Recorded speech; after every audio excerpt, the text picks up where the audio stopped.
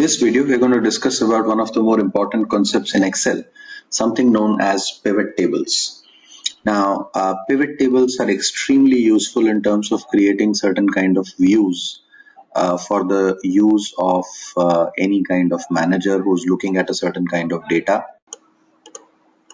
So we'll look at an example, and that will probably make things clearer in terms of how complicated or large amounts of data could be effectively mined and used for the purpose of someone who's going to use that data to make some sort of a decision around that data. Right now, the view could be going to the CEO of the company, to be the senior manager of the company, to be the CFO of the company, to be the marketing head of the company. Depending on what data is there, they could decide what areas to work on, what regions to focus on.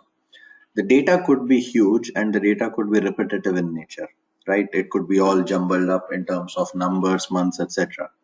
Pivot tables allow us to effectively, cleanly organize that data. So the key function of pivot tables is essentially to organize data and then represent it in a neat format. Right, and also the format, that is the required format. More than the neat format, it is essentially required format. Right, so let's understand this. Let's assume there is a company who operates in two regions of Tamil Nadu and Karnataka across these cities. It's an FMCG, fast moving consumer goods company, foods company to be precise. Has these products: ketchup, glucose biscuits, jam, bread, and chocolate biscuits in their product stable.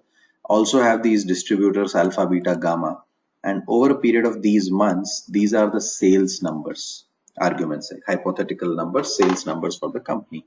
So there's a lot of data here in terms of state, city, distributor, product, sales, and month, right? You could find out data, for example, in which state, which city, which distributor has sold what product in what month, and what is the sales number there. Right, so there are multiple layers of data that can be gauged here. How does this work? Is essentially pivot tables allow us to selectively pick out elements and see what data is. So for example, pivot tables will allow me to look at things like what is city-wise sales, what is distributor-wise sales, what is product-wise sales, which product has what sales in what city, which product has what sales in what state, and then also effectively try and find out which is the highest, which is the lowest within that region, right? So this data is available with us. What we also have available is a set of questions that we will want to answer, right? We want to find out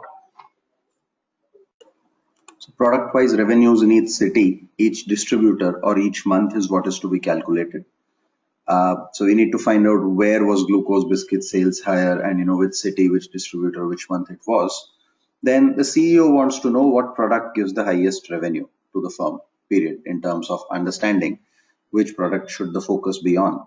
The investor wants to know which month gives the highest revenues, right? So there's an investor who's just evaluating when should I invest in the company's stock from the stock market perspective, and wants to know which month has the highest revenue. And the area sales manager wants to look at highest sale by distributors across regions. So there are multiple views now that are available. The sales manager wants to see which of his distributors are working the best across the regions. The investor wants to know which month is the best month. The CEO wants to know what product is the best product. And I may want to know product-wise revenues in each city, each distributor, each month. Right? So too much of tasks to do in just one shot. If I actually try and start adding it up from the table itself, that becomes difficult. Right? So what can I do is I can select this table completely, and let's understand the use of pivot tables. So I've selected this table, click on insert. So you click on insert. The first tab in insert is something called as pivot table. Right on the left part of the screen, pivot tables. Click on pivot table. So it says select a table or range. We have selected a table or range. We could have selected it here as well later on. So that's the table and range that we are looking at. And it also asks us, where do you want the pivot table to be placed? Right? Is it to be in a new worksheet or the existing worksheet? You can give the You can give the location in the worksheet saying this is the cell where I want the pivot table to be put up, right? Let's put it in a new worksheet, right? So that it's easier for us to kind of work with that pivot table, right? So we'll put this in a new worksheet and click on OK. Now when you click on OK, it gives you a screen like what is evident on the screen right now, where it says to build a report, choose fields from the pivot table field list. This is the field list. You can actually select these numbers, and then there are four parts here. There is a column table, there is a row set, there is a filter that can be put in, and there are values that needs to be computed. Typically, values that need to be computed are the numbers we need data on. So we need sales data. That will come in values usually. Columns and rows are interchangeable to an extent depending on what view we need. Filters I'll explain as we go along, right? So let's first try and analyze what is our requirement. Our first question said, I want product-wise revenues in each city for each distributor and for each month, right? So let's put the sales number in sales values here. Let's put the product value in here. And what you see is when you put products in rows, you get the total sales here and grand total here, right? You can immediately see which product is giving you the highest sales. I'll come to that separately later. If you click anywhere else, this table closes. If you click on the pivot table once again, this will open up. Now I want what product wise revenues for each city, right? So take the city tab, put it in columns. What do we get? We get each product, each city, what is the revenue, right? So essentially for Bangalore, how much is the glucose biscuit sales and how much is the ketchup sales and total Bangalore sales. For Chennai, what is the glucose biscuits, jam and ketchup sales. Some of the sales are not available in certain cases, right? Some products don't get sold. In Coimbatore, we have bread, chocolate biscuits, glucose biscuits and ketchup, but no jam. In Mysore, for example, we have glucose biscuits and jam, right? Now we can also interchange these to see how does this look, right? So I have product wise and city wise description here as well. The last column shows grand totals and the last row also shows grand total. This grand total is city wise, whereas the sales happening. This grand total is product wise, what is the sales happening, correct? Now what is the second question we are asking? I want it for each distributor. So instead of city, I can remove the city here and I can just drag and drop the distributor here. So what distributor is selling what products and what is the total there. So which of the distributors is the biggest one, which of the product is the biggest one, and what is the total that again comes out there, right? The third one we were looking at month wise, right? So let's remove the distributor out, drag and drop it again and drag the month here. Month wise, what are the sales? We see January is the biggest month, Feb, March, April and May. September is what comes in next. So these are the months which are available and based on which we get the view, right? Now let's see what's the second question. The CEO wants to know what product gives the highest revenue. Now that's anyway available here, but let's say we put in city wise. You can also add more than one element. Let's say each city, each month. And within this, we are saying in January, where was the sales? In February, where was the sales? In March, where was the sales? And so on and so forth. I can turn it around as well, saying that in Bangalore, what was month-wise sales? In Chennai, what was month-wise sales? So I can just, on this panel, what you see is month is above city, right? If I put city above month, which is just select this and turn it around, or put month below city, put month and take it below, you get in Bangalore which months the sale happened, in Coimbatore which months the sale happened, in Chennai which months the sale happened, and what was the sales number and what was the total number as well. So those individual month-wise, city-wise totals, etc. are also available when you click on this table, right? Now let's actually take the month out of picture. City-wise, product-wise data is available. Similarly, I could add distributors here and see each city what is the distributor share and what is the products that they are selling. And similarly, I can see each distributor which cities they are operating in. I can just turn around the row and the row items, which is distributor and city, to find out the view based on whatever view I need, right? Now, what does the CEO need? The CEO needs which product gives the highest revenue, right? So which product gives the highest revenue? Let's put product on the column side. Let's take city here, let's put product here, and let's remove distributor. Which product gives the highest revenue? That's glucose biscuits. So essentially, this is how you could calculate which has the highest sales number. There are other interesting things that we'll play out as we go along in this, but let's look at some of the other data set. Let's look at the investor wants to know which month gives the highest revenue, right? So I can just put in the month here, and let's say I remove out the product. So month-wise sales are available in cities, right? So which is the month which gives the highest sales? That's January. January gives the highest sales, right? So that's the investor data available, and the area sales manager wants to look at highest sales by distributor across regions, right? So sales by distributors. So let's put region on one side.